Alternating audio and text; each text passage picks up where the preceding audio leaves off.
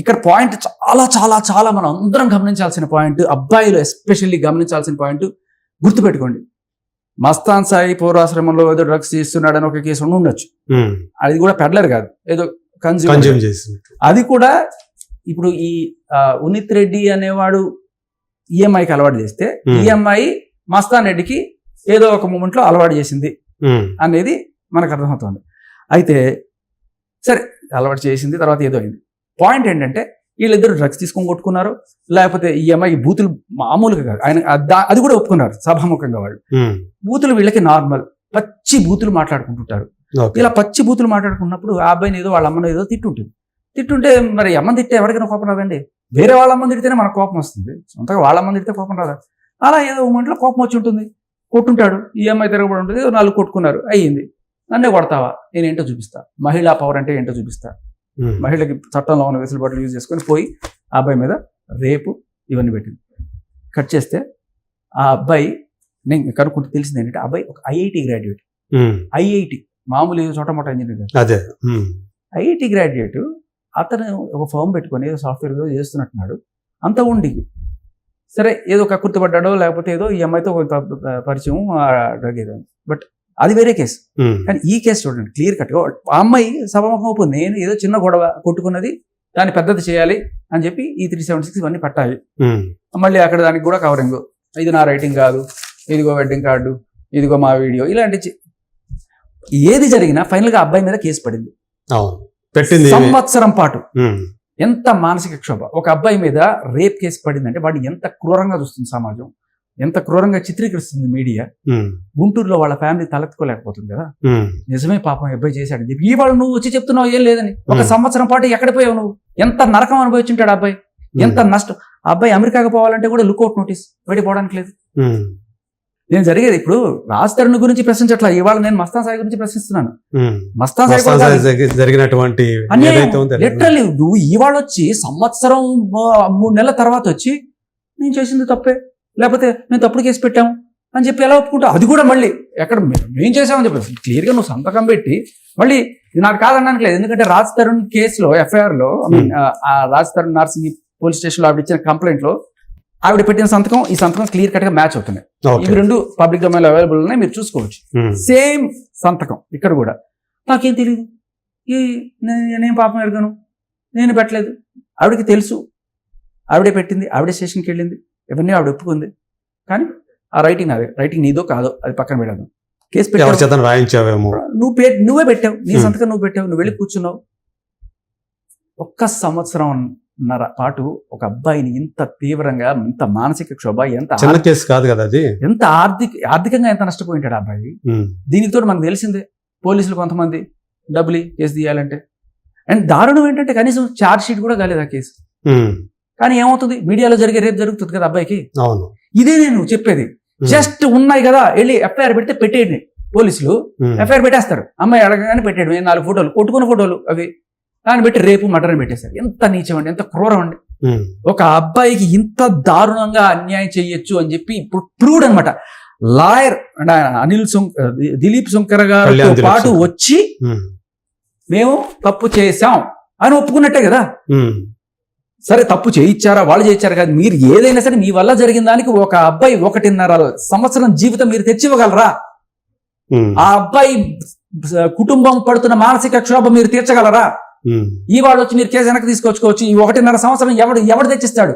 వాడు కనుక పరువు నష్టం దావా వేస్తే 50 కోట్లు 100 కోట్లు అయ్యాలి. ఎందుకంటే ఐఐటి అబ్బాయి, వాడు ఎంత కెరీర్ ఉంటుంది, ఏమై ఉంటుంది, ఎంత నష్టపోయాడు అబ్బాయి. ఇప్పుడు ఈ అమ్మాయి ఏదైతే ఇప్పుడు చెప్తుందో, అది మేము తప్పుడు కేసు పెట్టామని ఏదంటుందో దానికి చట్టబద్ధత ఉంటుందా? ఈ రోజు మళ్ళీ ఆ అబ్బాయి మస్తాన్ సాయి అనే అబ్బాయి వచ్చి నా మీద ఈ రోజు అట్లా తప్పుడు కేసులు పెట్టింది, చాలా మానసిక గురి చేసింది అని చెప్పే అవకాశం ఉంటుంది? లాయర్ సాక్షిగా, ఒక యాక్టివిస్ట్ సాక్షిగా, ఆ టీవీ ఛానల్ మోడరేటర్ సాక్షిగా అంత ముందు చెప్పారు క్లియర్ కట్ గా.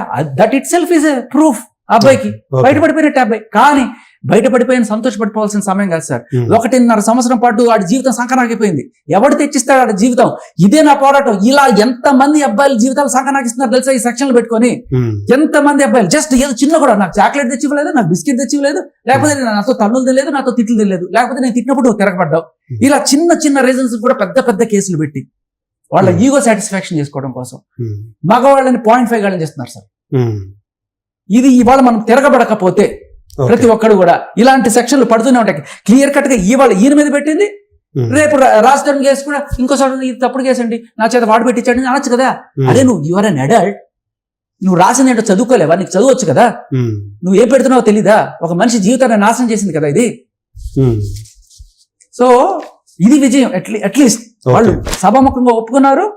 అండ్ ఇది తప్పుడు కేసు అని ఆ అమ్మాయి చెప్పిన మాట, this is a landmark victory for us. ఒక మేల్ యాక్టివిస్ట్ గా, ఒక మ్యానిస్ట్ గా నేను దీన్ని సాధించిన విజయంగా భావిస్తాను.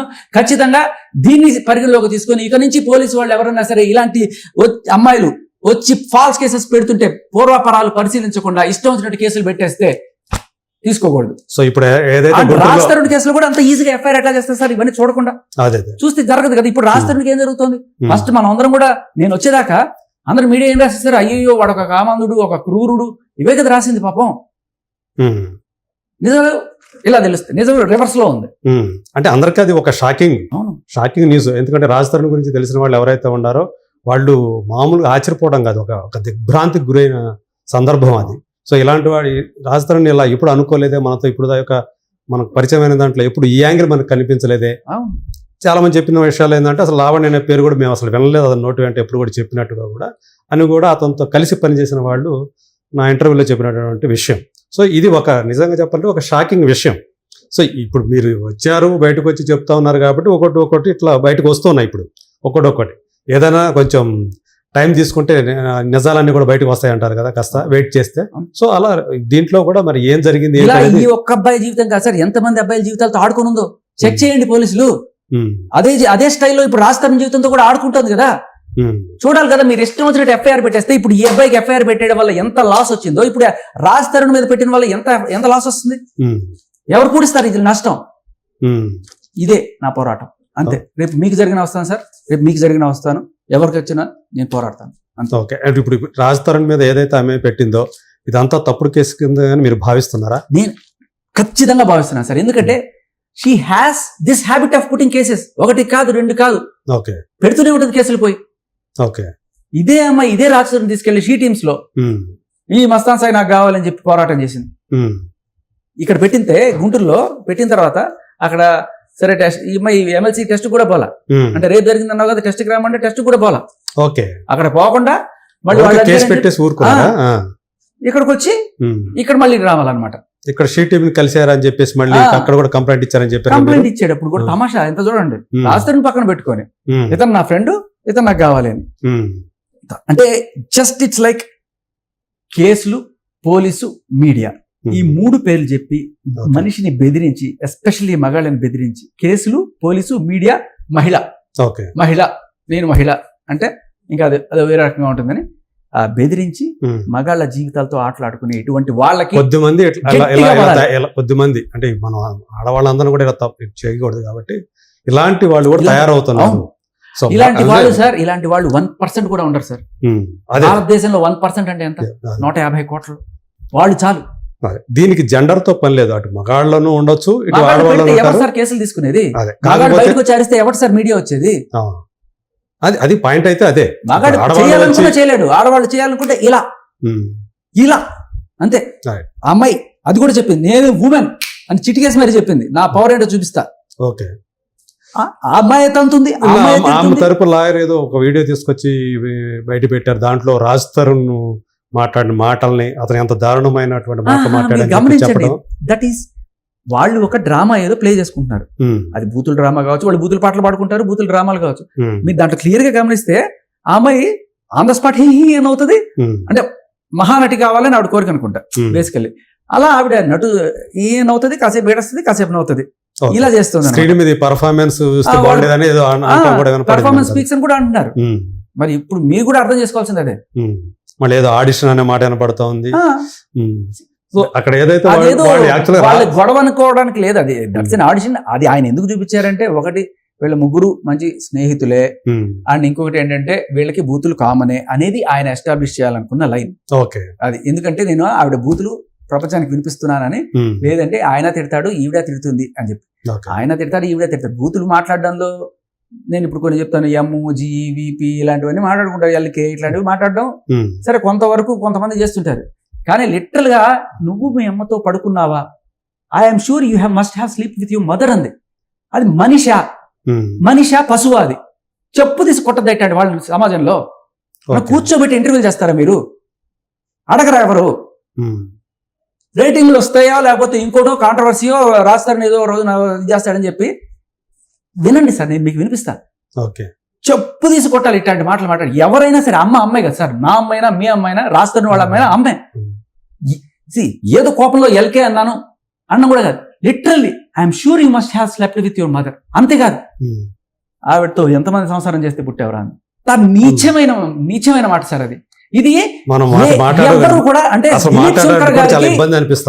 దిలీప్ శంకర్ గారికి ఇది నార్మల్ కావచ్చు, ఆయనకి నార్మల్ కావచ్చు, ఆవిడికి నార్మల్ కావచ్చు, కానీ సమాజానికి నార్మల్ కాదు సార్ ఈ రెండు మాటలు. ఖచ్చితంగా నార్మల్ కాదు. ఈ మాటలు ఎక్కడ ఉంది దాంట్లో మీకు వినిపిస్తా. ఇప్పుడు అది బయటకు వచ్చినట్లు కదా, బీప్ వల్ల మీకు తెలియట్లా. ఓకే, ఆ బీప్ ఏదైతే ఉందో ఆడియో పంపిస్తాను, మీరు వినిపించండి. ఓకే, ఏదైతే బయటకు వచ్చిందో ఒక వారం రోజుల క్రితం బీప్ నిన్నే తీసుకొచ్చాము ఆడియో బయటకి. ఓకే, సో ఒరిజినల్ ఆడియో ఏదైతే ఉందో అది. ఓకే, సో అదే అలా అంటే మాత్రం చాలా దారుణమైనటువంటి విషయమే. చూద్దాం ఇది ఎలాంటి టర్న్ తీసుకుంటుంది ఏంటనేది. ఇప్పుడు మీరు ఏదైతే పోరాటం చేస్తున్నారో ఇది కూడా అందరూ చూడాల్సిన విషయం. ఇందులో నిజాలు తెలుసుకొని నిజం వైపు, న్యాయం వైపు నిలబడాల్సినటువంటి సందర్భం ఇది. థ్యాంక్ యూ సో మచ్ అండి. Thank you.